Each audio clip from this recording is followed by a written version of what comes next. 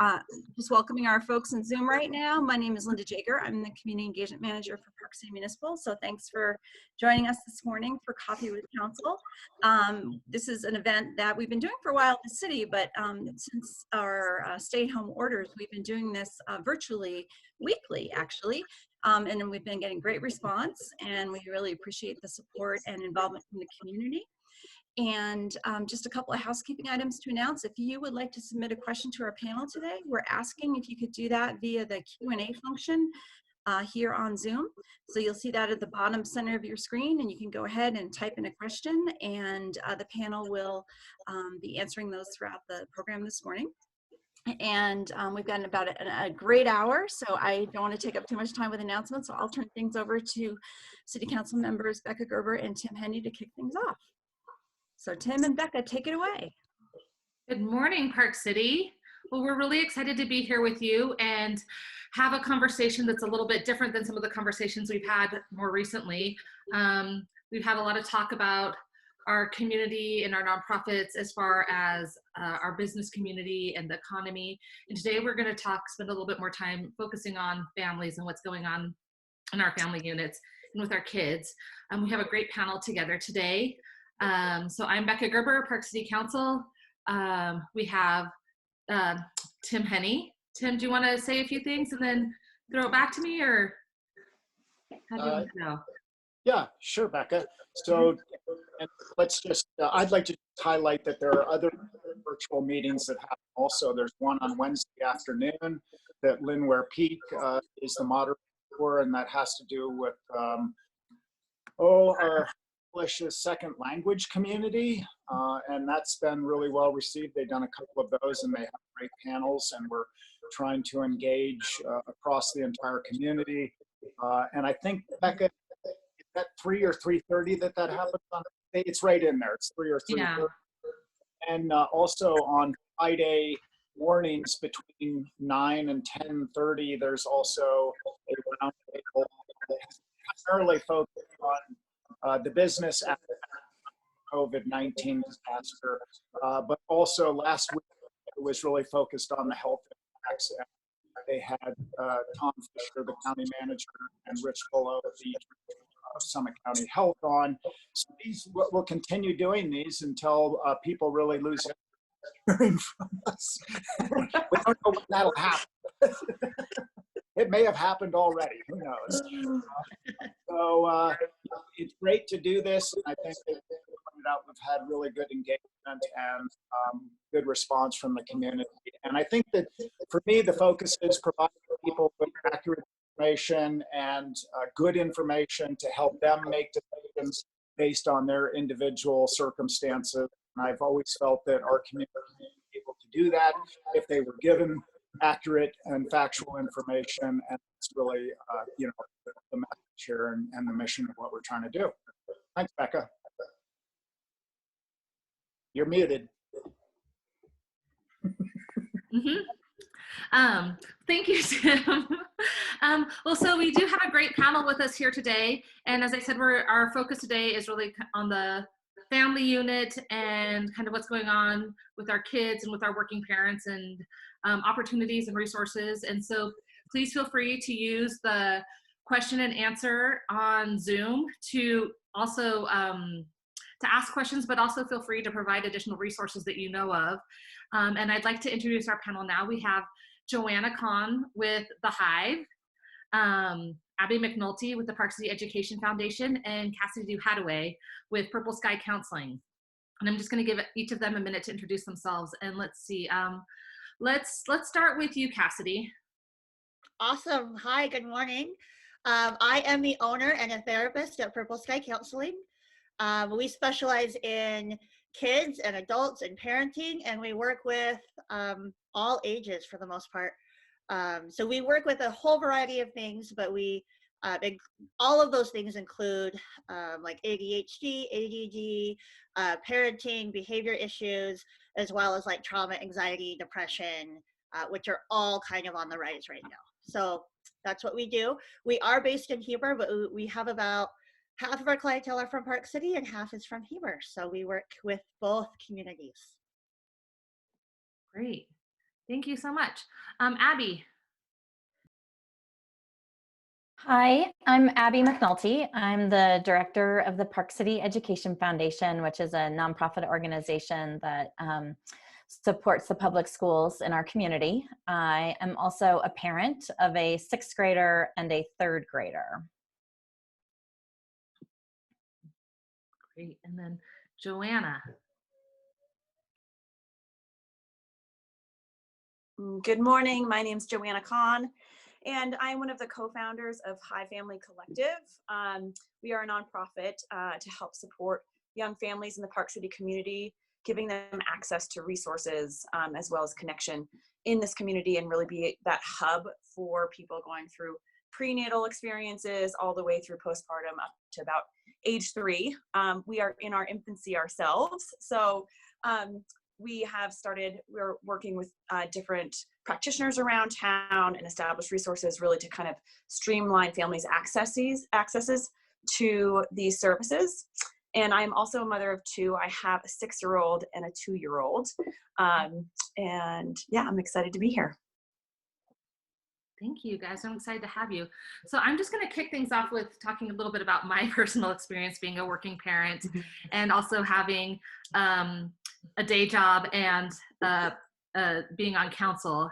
And, you know, I think one of the things that is really hard for a lot of us is that we're feeling all these insecurities and uncertainties about life and what's going on in the economy and in the world. And then we're also being expected to take care of our kids full time. There's really nowhere to go. There's no opportunities for breaks. And for a lot of parents who are homeschooling, this is creating a lot of challenges. In some ways, I'm very lucky to have a 2-year-old. I can sing the alphabet song, tell him that the grass is green, and read a couple books every day. And I feel like that's pretty much covered my homeschooling educational opportunity requirements. But on the other hand, when you have a 2-year-old, you have to be on all day. They don't really self-entertain. So it's a very demanding schedule.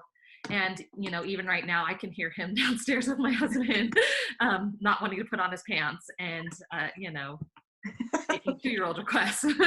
So, and it's a very different world we're navigating right now, trying to figure out schedules, and especially if you and your spouse work, and trying to figure out, you know, who works when, how do you balance who has meetings when, being in the house at the same time, trying to give each other space, and yet still both having to be active parents at all times, you know. And then also just this kind of feeling right now where we are given this gift in some ways of extra time with our kids, but not being able to necessarily be present for it because we feel like we're pulled in a million directions. We're also grieving the loss of the ability to celebrate, you know, birthdays and family occasions. A lot of us have canceled vacations, and it's this weird time where we have time, but we can't necessarily go anywhere or do anything with it. We can't escape or really use it.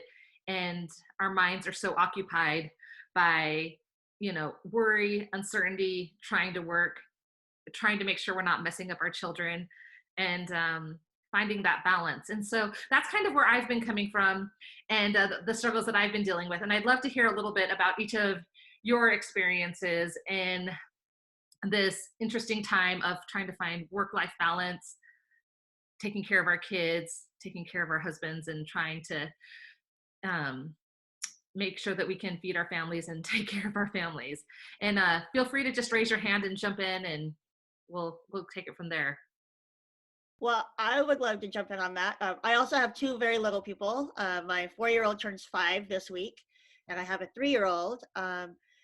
And honestly, part of this story for me has been allowing my expectations to change, because this is a different time and this is a different world. And when I don't allow my expectations to change, I feel like I'm stuck in Groundhog's Day, and like I just can't do anything right and get anything done, and it just keeps going and going and going, right?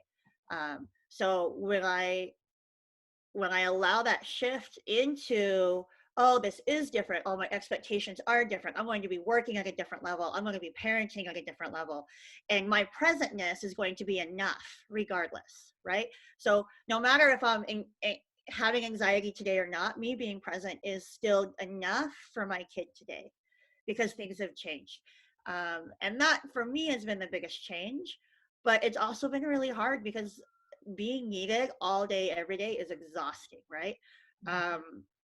And then being told by the school district that we're in charge of parenting and teaching all at the same time while we have jobs. Like, there's a lot of expectations coming from us in the community and the world that aren't fitting with what is actually possible. And so it's trying to find that connection for each family, which is different for every family, what that possible allowed expectation is.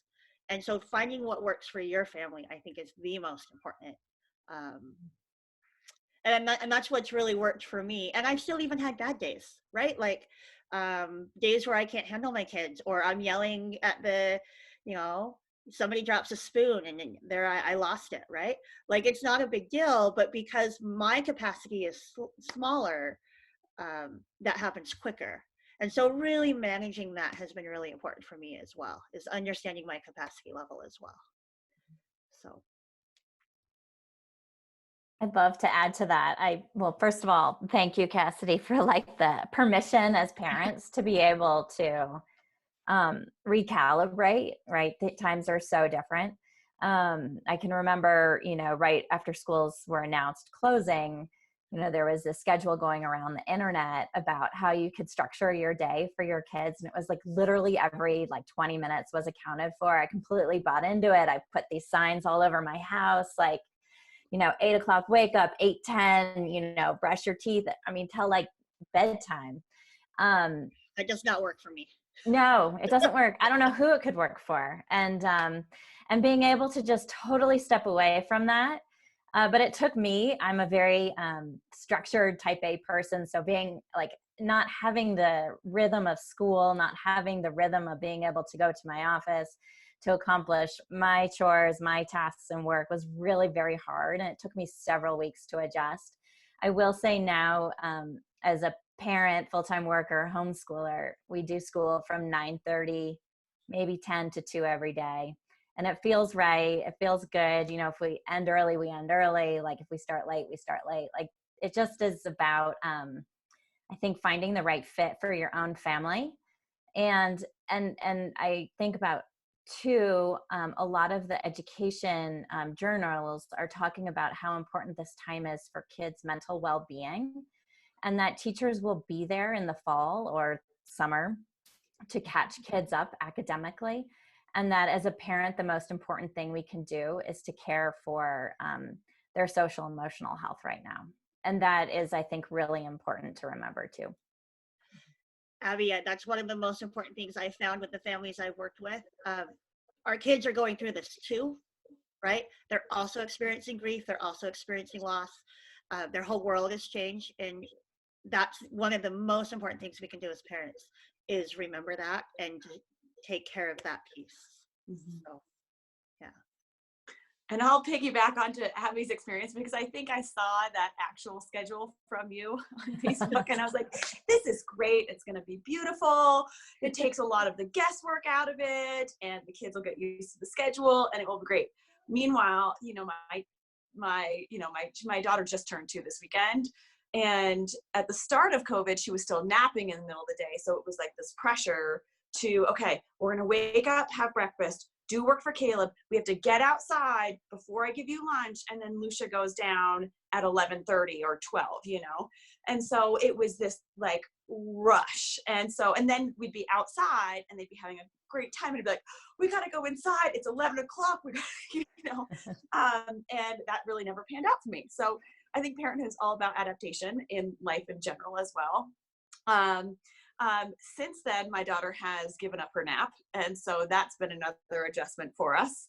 But, one thing that I keep coming back to with the pressure of education, and granted, this changes, daily, hourly at times in terms of my capacity to be patient and whatnot, but is just trying to maintain their curiosity for learning, right? and integrating. The one thing I do enjoy is understanding what they're learning at school and trying to integrate that into some of our conversations later throughout the day. Because with my 6-year-old who would get in the car after school and I'd say, how was your day? Tell me your highs and your lows. What was a funny part? And I really wouldn't get very much. I'd get, I don't remember, or I don't know. And then later he would chime in with these, you know, tidbits of information. I'd be like, oh, you are really learning a lot. I just don't get to see it as much. And so trying to integrate and weave in the geometry that we're learning, like look at our bike wheels, look at the spokes, look at the shapes that it's making. And so that's helpful and healing for me, because even though I am more of a type A structured person, when I try to do that with my kids, they don't respond well to it. So I think integrating for me outside and activities and weaving together those bits of information has been really helpful for me. It's not always successful, but I also know that kids are resilient, and I'm hoping to try to help them remember like the good adventurous parts of it, hopefully. So that's in terms of kind of that, the education aspect. And then personally, if I may keep going, one thing I've noticed has really shifted for me is I'm a kind of balance between an introvert and an extrovert.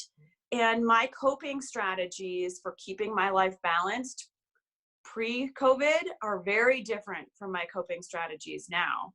I actually need that introverted time more now than I did before, which is surprising because we are socially isolated, but I think it is because we're on all the time, right? We are with our kids all the time. And so, you know, and then when you do have alone time, you know, at night you're either working or you're trying to, like, you just want to watch TV for a second, right? And then you lose, you know, like sleep versus, you know, these other balances. So I was at first, I would say, really unsure of my coping strategies. I was trying to force my old coping strategies into COVID.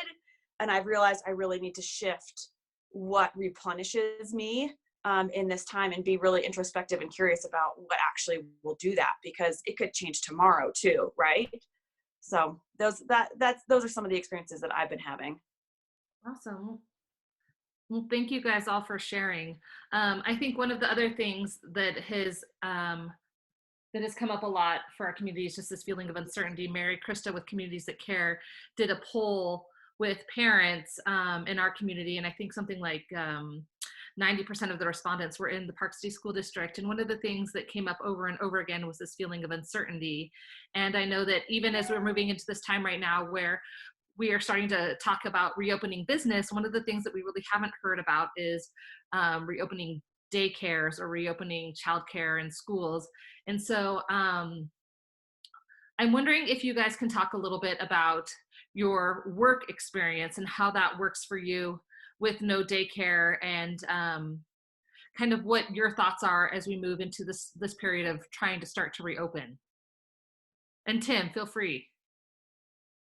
Becca, we have one question, and so can we, Oh, before we go to the panel and answer your issue or speak to your issue, let's address that one question, because I think either of us can address this. And just for the audience, Becca and I are doing this Coffee with Council, which has a theme this week, but also any issue that's pertains to the city and city council issues, we're here to speak to that as well. It is an open meeting with 2 council members. So this is a question about, has Park City seen an increase in cases of child abuse or domestic violence? And I can say that we don't have, what I can say is in general, very high level general terms, yes. We don't have specifics. We don't have specific numbers. A lot of that is, you know, confidential and is handled within the agencies like the Peace House and the Children's Justice Center for, you know, reasons to protect the people involved and the families. So we never actually get specific information, but we have been told that because of the COVID situation where people are forced to be together more than they might otherwise be and have the ability to separate. So that ability to separate has been somewhat removed. And yes, we have seen increases, but they have not, my understanding is they have not been significant enough.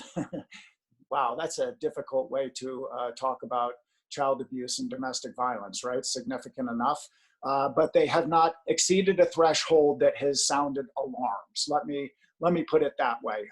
It's always alarming. I don't mean to diminish that. Of course, it's always alarming, but we haven't seen a spike in cases that has sounded any alarms amongst those who are dealing on the front line.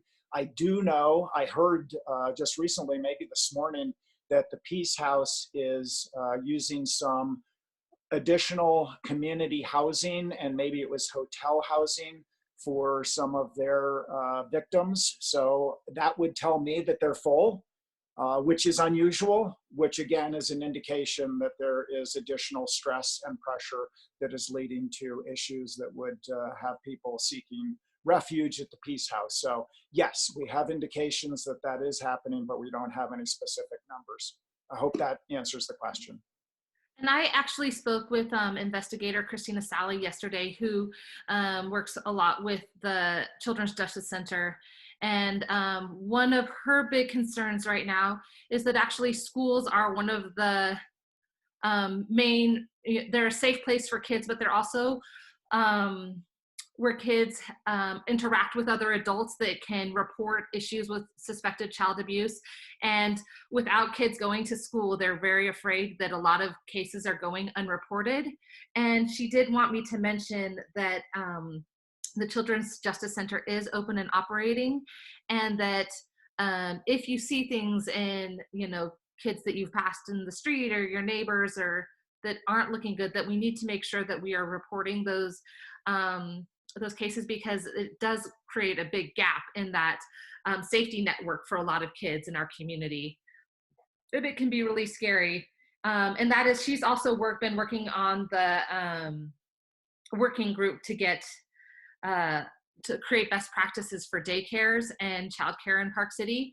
And while they still haven't had their official plan formulated, she said that that's a really important part of creating, again, rebuilding that safety net for kids in our communities, to have childcare and safe places for our kids to go, where with trusted adults, where it's not just,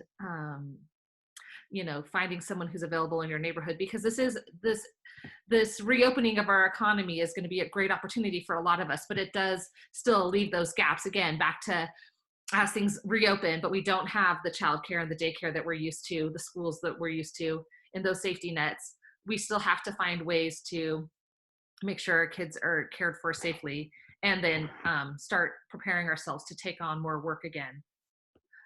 So if any of you guys have any thoughts on the childcare, daycare situation, or what's working for you guys, or how you're sharing your work balance in your household, let's talk about that for just a minute.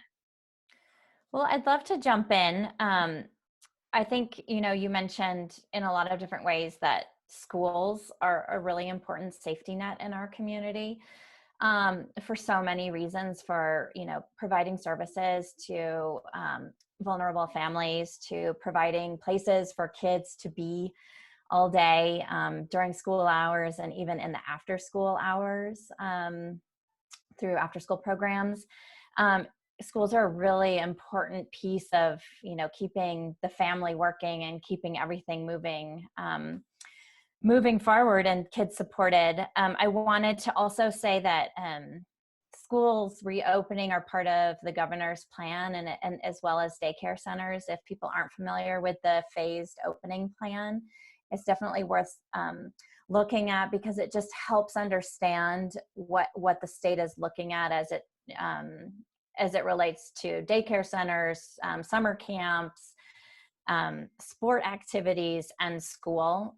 There's 4 phases: red, orange, yellow, green. Obviously, we're currently in the red, and within each phase, it lists and identifies, how things will open, and but with no timeline, obviously. as everyone's still learning information.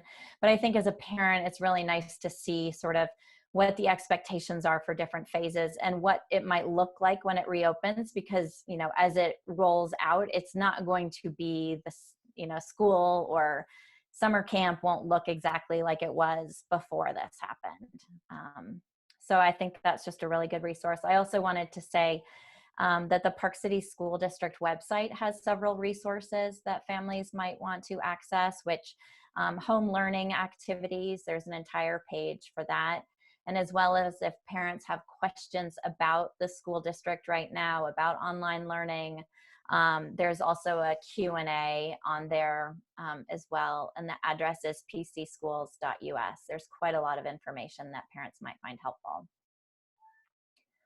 In my own house, the juggle between work and kids is, you know, it is a crazy juggle, and some days are better than others.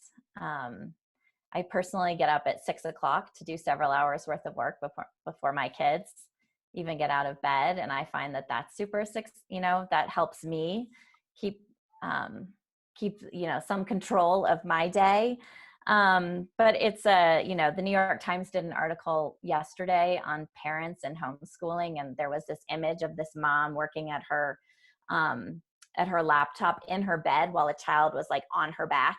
And that's, you know, to me, like the perfect visual representation of like what we have right now.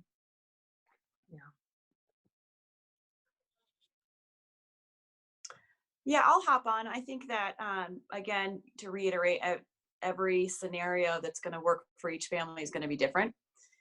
For us, you know, we have, since we have a 6 and a 2-year-old, our kids need a little bit more entertainment and guidance. My son's up between 6:15 and 6:30 every day. So what we have to do is we've worked on creating a schedule for ourselves Monday through Thursday with my husband and I, where we alternate days, or we have sections of time that we know that each of us can focus on our work. So that has been, it takes some mental stress off for us, because then we know we have time that we can deliberately focus on the work that we have, for sure. Great. Yeah, I would probably agree with that. Like for us, it's been a lot of, we just have to check in every day. Our schedules changed, things have shifted. And for both of us, my husband's also an essential employee. He's a wildland firefighter. And so we have to be very cognizant of what we have to do, because we both are still required to work. And doing therapy with people, with my kids sitting on my lap, doesn't work, right? So we've really had to check in every day and the night before, because what we talk about on Sunday isn't actually what's happening on Wednesday. And that's been a really important piece for us, is allowing for that flexibility and allowing for both of us to have changes, which is really hard when we're like, this is what we're supposed to do today, and that doesn't work. And so it goes back to that falling on that flexibility piece that's made a big difference for us. So, yeah. Thank you. Well, one of the things that we really wanted to talk about was resources available in our community. And I think it's a really interesting discussion, because there are lots of programs for, you know, like the SBA programs for loans and the PPE for the small businesses. And the resources for families, I think Abby did a great job of mentioning all that the school district's doing to provide online learning. But it's really hard when you can't, you know, I think the one thing that a lot of people we're hearing from and families need is really a break. And it's really hard to give somebody that. But there are some resources in our community, and I'm wondering if you guys we can just roll through the panel really quick and talk about the resources that you have. I know that Joanna, can you talk a little bit about the different groups with the Hive? I believe they have a new parents virtual meeting and some things going on. Yeah, absolutely. So I'm sorry, can I interrupt for 1 second? I apologize. We're getting a little bit of feedback. So panel, if you're not speaking, if you just make sure your mic is off, that'd be great. Yes, absolutely. So Hive has several offerings right now. One thing that we have that we offer for new parents is called Newbie Mamas. It's every Tuesday at 10. So right after this meeting, you can hop on there. And one of the co-founders, Sarah, leads that. We have switched that to be virtual through Zoom. We also often have a lactation consultant who is present during those meetings as well, her name is Candace Roper. And she's been fantastic. It is a place for moms. I mean, you can be pregnant and go as well. You don't have to have just had a newborn or anything, but we're trying to create an environment where we can continue the connection of parenthood, with sharing the joys as well as the challenges, because for anybody who has had a child, whether it's adoption or biologically, it's a really, really hard transition. And the great thing with our standard of care in the US is that we focus a lot on the health of the fetus, but a lot of different aspects of the mother and parents, we want to include the father in that as well, for sure, are omitted, right? So mental health, especially now, we're not just having physical and mental changes, there are financial changes, there are social changes. So, and that bonding, that community bonding is really, really important to have people who understand what you're going through. So that's on Tuesday mornings from 10 at 10 o'clock. You can find the information at Hive Family Collective. Our other offering is we do a monthly speaker series, and that is the second Tuesday of every month. Pre-COVID, we were doing in the evenings. We've switched that to noon because we're trying to catch parents either during nap time, lunchtime, where they might feel okay with their kids watching technology. But we've had speakers such as Kathy Ostler. We had Kristen Ginsburg. Kathy Ostler is she's a pediatrician with the Summit Pediatric Group, and she was fantastic. So she spoke about, her experience as a mother and juggling residency, as well as her clinical expertise. So with all of these speaker series, we want parents to walk away with tools that they can implement at home to make their parenting easier, right? So it's a unique opportunity to really be able to connect with practitioners and experts in the field, as well as connect with other parents. So we had Kathy Ostler, and then we also had Kristen Ginsburg, who's a maternal mental health specialist with the Healing Group. Last month we had Lori Martin, who focused on how to cope with grief and isolation. Next month, we are going to have Wendy Troxel, who is a certified sleep specialist.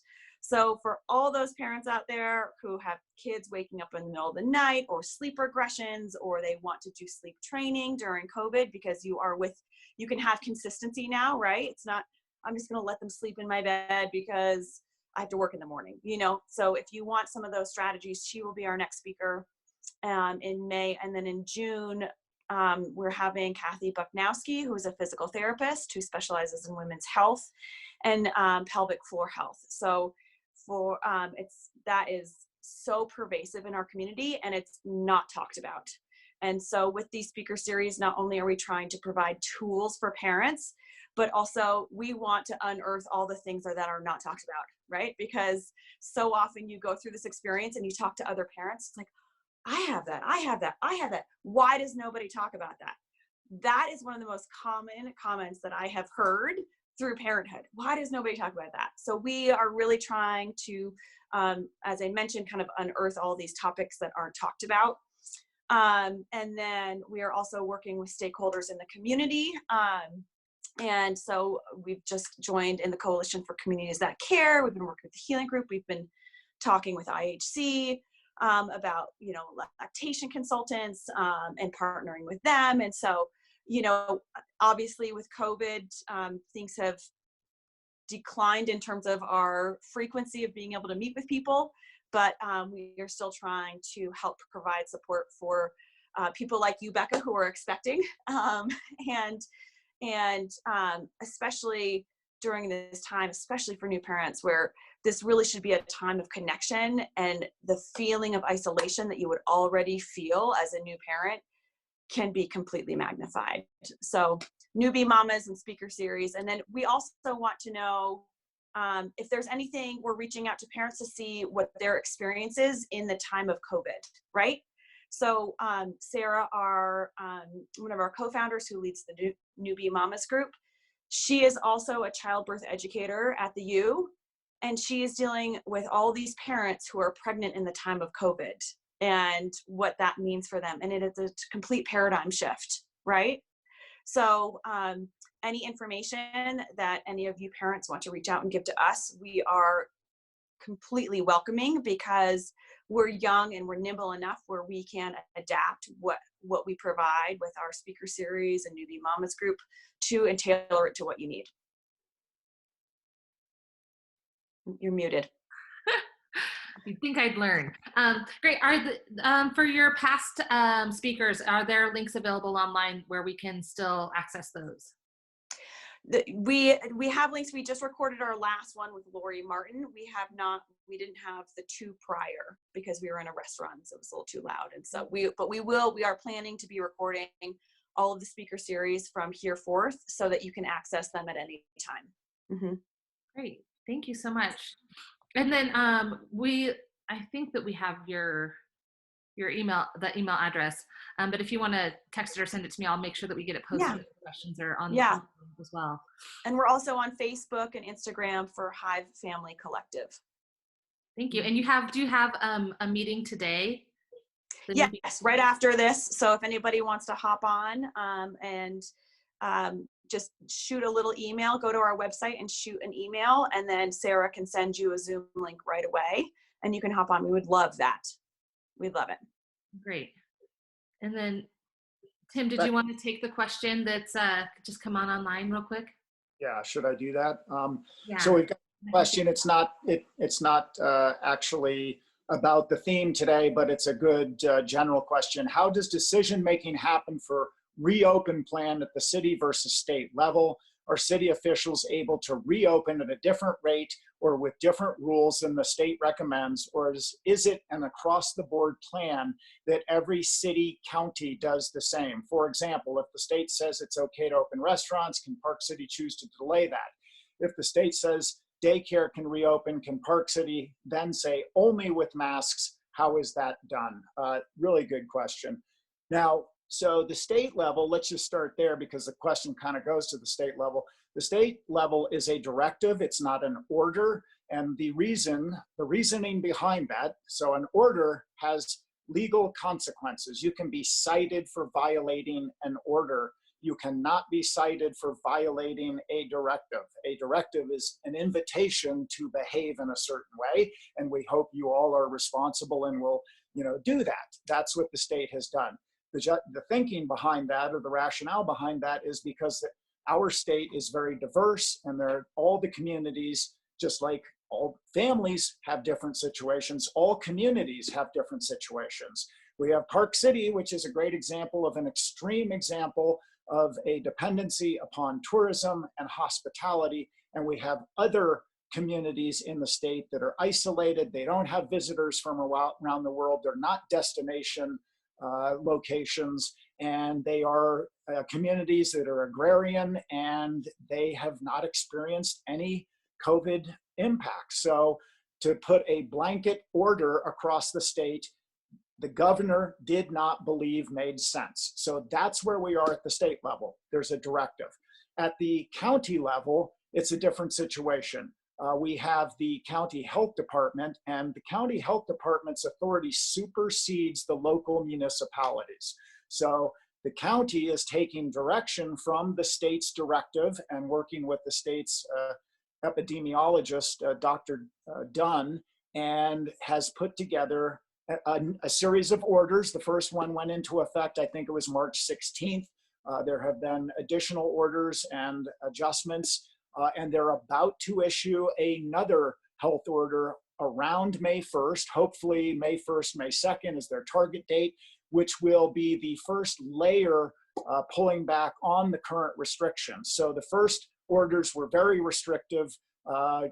Stay at home was put in as a subsequent order on maybe the second or third order, and that these are orders that if you violate them, you can be cited. And so, as I said, the county has the greatest authority to do this based on health issues, and it's to save lives. So That's why the county health department has that authority that supersedes cities, because it's about saving lives. And it's not necessary, you know, one of the consequences of saving lives might be, which we have found out, that businesses are closed, and that has a really enormous and significant economic impact on all sorts of people, right? On business owners, on landlords, on service workers, on families, on children, on, you know, everything that we've experienced in this community with respect to the closures. So, but can Park City then do things outside of the parameters that have been set by the county health department? No, we cannot. So the county health department puts up the guardrails, and we have some flexibility in between those guardrails. But the guardrails are established by the health orders. There will be a new one coming out early May. It will be removing one layer of the restrictions that we are currently under. And they are looking for creative ways to see how our business community and our residents and our patrons and our locals and our affected families are going to make some recommendations within those parameters. So that's where we are. And in addition, though, I think that, you know, Summit County did reach out and ask business leaders from so many economic sectors to participate in these working groups. And I know that there are many, many business owners from Park City that are participating in these work groups. So I do think that it's been a very open process, and Summit County is really working with our businesses to figure out what makes sense, economic sector by economic sector. And to the specific question about, you know, what, it's not going to be so much if the state says, but if Summit County says daycares can open, businesses still have the opportunity to require additional restrictions. For example, if the Summit County says, you know, daycares can reopen and they can have 10 kids and you don't have to wear masks, Summit County or the individual businesses could choose to have smaller group sizes and to require their businesses, their employees to wear masks. So I do think it's going to be interesting watching as these businesses open up, seeing who it makes sense for to actually reopen with these restrictions. For a lot of daycare centers, restaurants, it might not make sense for them to reopen right away. And also to just kind of see at what level of comfortability people start feeling comfortable sending their kids and both patronizing different businesses as these orders move forward. But I do think that I'm very grateful to Summit County for opening this process up and really including so many from all the different communities that are affected and within Summit County. Abby, let's take this to you and talk about your experience or the resources you know of that are available both through the Ed Foundation and the school district. Thank you so much for already mentioning the school district website, because I know that one of the big concerns is the homeschooling. And I'm wondering if you can talk, I know that Running with Ed was canceled, but what you see going forward for the Ed Foundation. Sure. Thank you. Let me talk a little bit about what the Ed Foundation is doing right now. Sorry, my computer screen just disappeared. So to respond to the current situation we're in, the first is the Ed Foundation is a granting organization to the schools, and typically we provide grants for large projects in any of the schools or district-wide. And what we have done is we've shifted some resources and raised additional funds to provide immediate grants to teachers and teachers to support at-home learning. So our goal is to distribute $50,000 to help ease the transition for teachers and families into this remote learning environment. And we've distributed, we've raised about $25,000 and distributed $20,000 over the last 3 weeks. And we're seeing lots of trends. One is helping teachers with technology needs so that they can deliver online classes more effectively. And then also low-income families have very basic needs to support at-home learning. So supplies, paper, pencils, crayons, glue sticks, scissors for the younger grades to accomplish the daily tasks. So we're really proud about being able to distribute those resources. We also have created a partnership with the Park City Community Foundation to support our most vulnerable families with additional financial resources to purchase things that they cannot find in the Christian Center's food pantry. So cleaning products, diapers, formula, things like that. And it's distributed through our school-based outreach aids. So eons ago, the Ed Foundation and the United Way seeded a program to get outreach aids, and we started with 2, and now that it's a district-run program, and there's outreach aids in 7 schools. And those outreach aids work with families throughout the year, providing them and connecting them to really valuable resources in the community. And based on their feedback, there are still needs that these families have that aren't currently being met because both parents have lost all sources of income with the current closures. So we've teamed up with the Park City Community Foundation to provide some basic needs, and also with Jewish Family Services and the Community Foundation to use outreach aids to identify families who need additional rent assistance. So those are some basic things that are happening in the schools to help our most vulnerable families and students that we're really proud of. And then as parents and working through homeschool and looking for additional resources, as I mentioned, parkcityschools.us has tons of resources. There's almost so many free resources available to parents and kids right now. It's incredibly overwhelming. So that, I think bite off what you can chew and don't be disappointed in what you can accomplish in a day. That's just sort of my general feeling with keeping kids and their emotional well-being at the forefront. The other thing I'll say is the Education Foundation's Facebook page has a lot of resources too. Our EVA art instructors, our after-school science instructors are posting online in videos and instruction that kids can access for free. So there's a lot out there. There's a lot for parents. And I think right now, most parents are feeling overwhelmed by, being responsible for everything and having, for all the reasons we talked about. So I encourage anyone to just take advantage of what they can, but don't feel anxious that they can't get through it all. Thank you, Abby.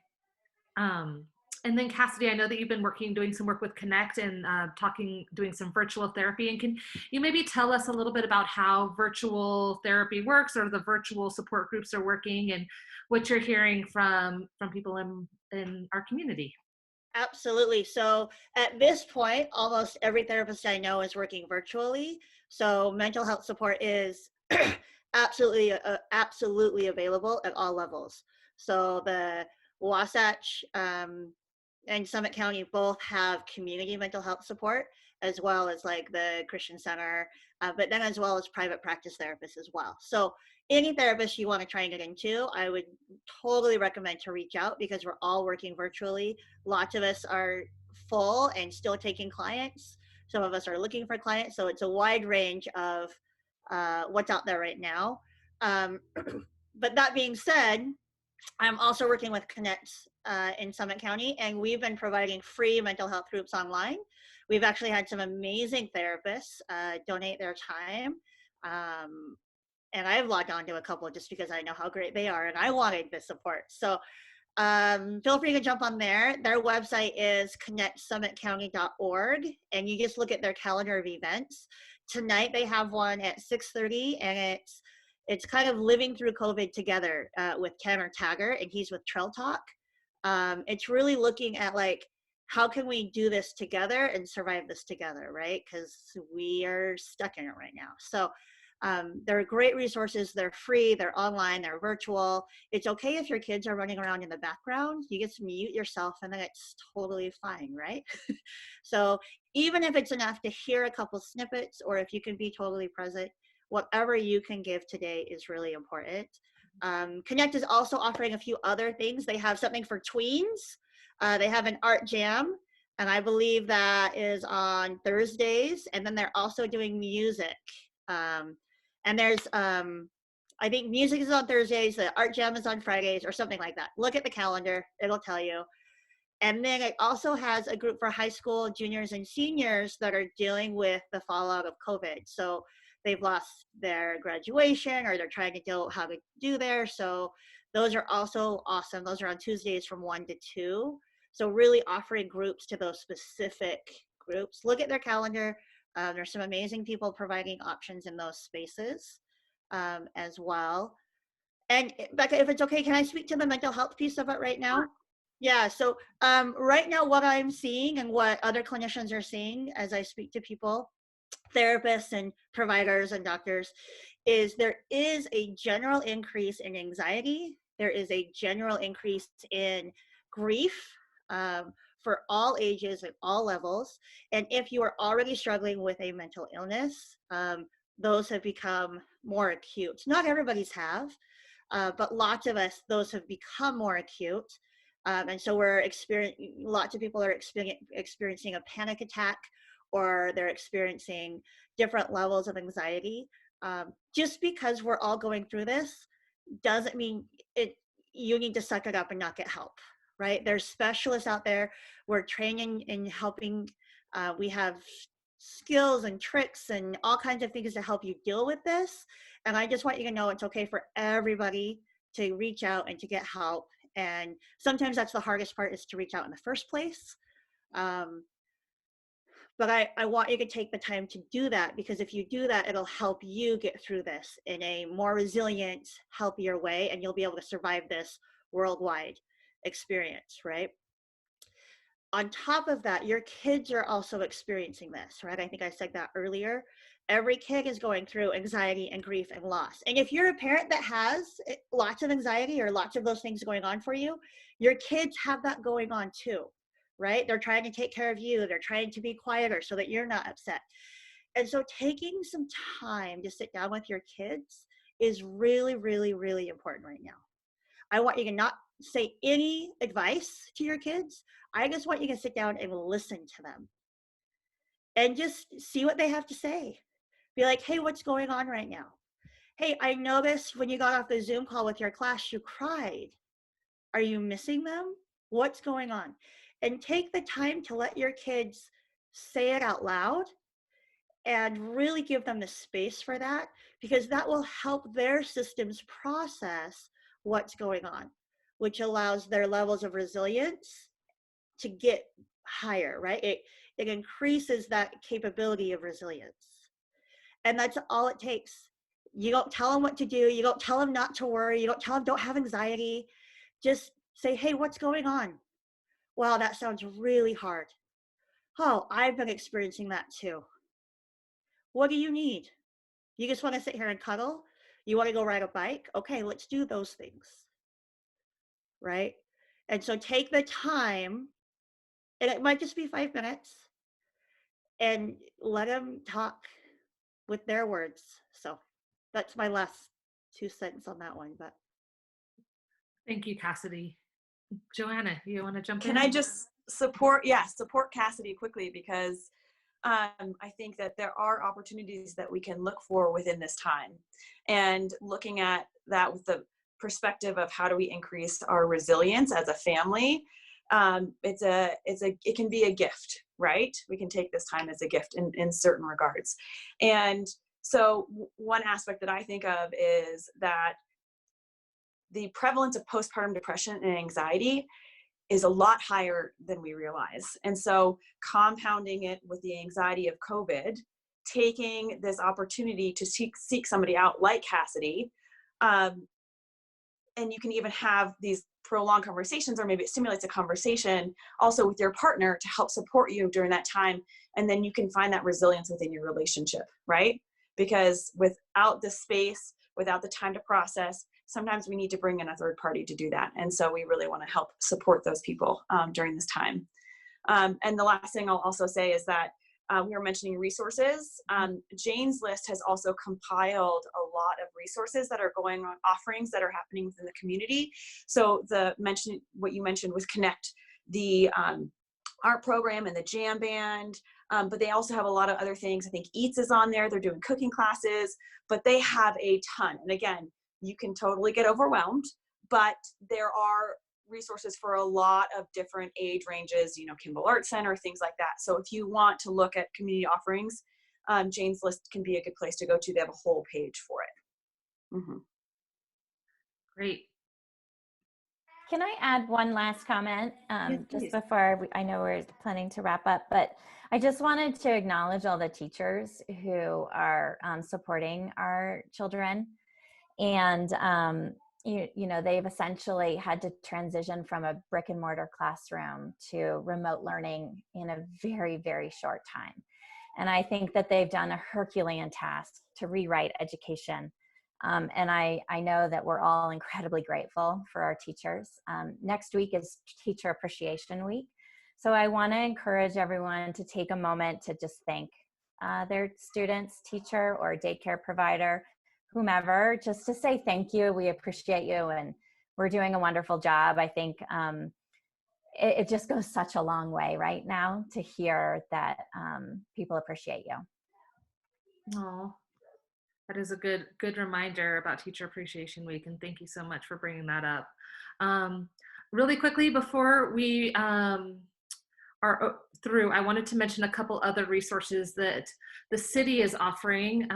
Our library is still offering story time. There's both live story time on Facebook, and then they also record the videos, and so you can watch it later. And I know that that's something that I've watched. My son really enjoyed going to story time with Miss Katrina and Miss Bianca, and so I will let him watch the story times right now. And it's funny because he's not really watched a lot of TV. I think he thinks he's personally FaceTiming with Miss Katrina and Miss Bianca every time we turn it on, and so he just talks with them. It's wonderful. But there are also a lot of online library e-resources. If you go to the parkcitylibrary.org, there's a ton of them. And then our MARC is also offering Keep Your Social Distance Challenge virtual fitness classes, and you can find those on the MARC Facebook page and website. And there's just opportunities to get outside and try some different activities that you might not have been so inclined to try by yourself. And then also there's some really great things going on in our community in support of our students and our senior class. There's a Facebook page calling Park City Seniors 2020, and then they also have an Adopt a Senior program. I don't know if anyone's seen that yet, but it's amazing. I've logged on a couple times trying to be able to adopt a senior, but they're always adopted before, like within minutes. But it's a program where parents can go on and provide some pictures and a description of their senior child, and others in the community can virtually adopt them and send support and gifts and an acknowledgement of them. It seems like it's been a great program. There is still some need to make sure that we're getting as many of the seniors as possible. There might be a little bit of a language gap and cultural gap.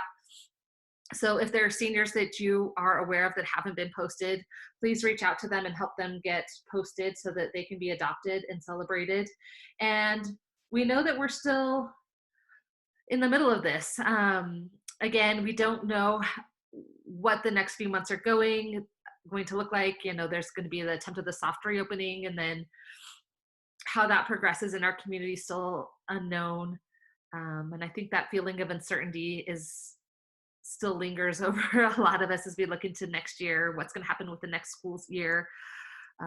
What's going to happen with a lot of our jobs? I know so many of us have been furloughed or put on unemployment, and even those of us who've been able to keep our jobs don't know how long that will last, depending on what goes on in the economy.